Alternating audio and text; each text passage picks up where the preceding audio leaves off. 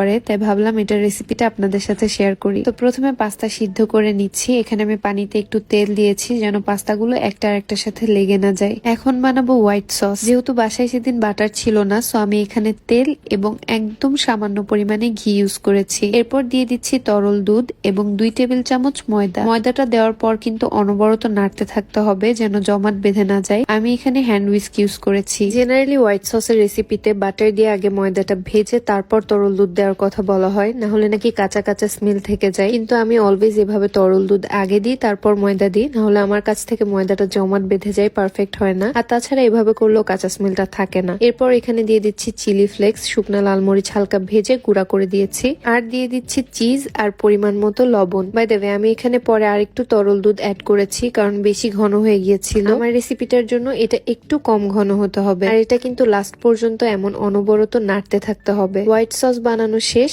এখন পাস্তাটা রান্না করব। এখানে প্রথমে আমি ডিম ভেজে নিলাম, এরপর পেঁয়াজ ভাজবো। পেঁয়াজটা আমি একটু বেশি দিই আর একটু মোটা মোটা করে কাটি। ভিডিও করতে করতে আমি প্রথমে রসুন কুচি দিতে ভুলে গিয়েছিলাম, তো পেঁয়াজগুলো সাইড করে রসুন কুচিগুলো ভেজে নিচ্ছি।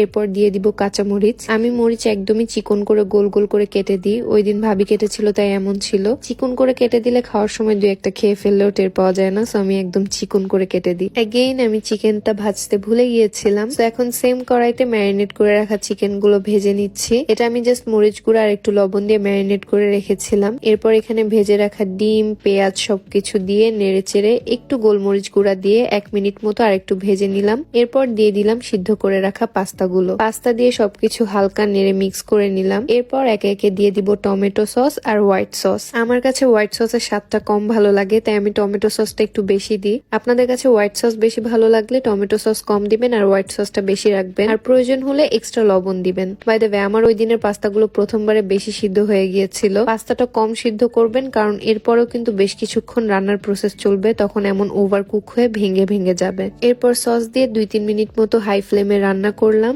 আর আমার পাস্তা রেডি। এরপর আমি এটাকে আবার বেক করি। একটা বাটিতে প্রথমে 1 লেয়ার পাস্তা দিই, এরপর অল্প সস দিয়ে স্প্রেড করে চিজ দিই। এগেইন আমার টমেটো সসের স্বাদ বেশি ভালো লাগে, তাই এখানেও দিয়েছি। আপনাদের না লাগলে দিবেন না, বাট আমি রেকমেন্ড করব দেওয়ার জন্য। আবার আরেক লেয়ার পাস্তা দিয়ে অল্প সস দিয়ে স্প্রেড করে উপরে বেশি করে চিজের লেয়ার দিয়ে এরপর এটাকে বেক করব। মাইক্রোওয়েভে প্রথমে 1 মিনিট দিয়েছি, এরপর আরো 1.5 মিনিট দেওয়ার পর এই অবস্থা হয়ে গিয়েছে। বাটি তুলনায় পাস্তার পরিমাণ বেশি হয়ে গিয়েছিল তাই। যাই হোক, এই যে আমার একদম চিজে ভরপুর ক্রিমি পাস্তা রেডি। এই সেম রেসিপিটা আদৌ অন্য কোথাও এক্সিস্ট করে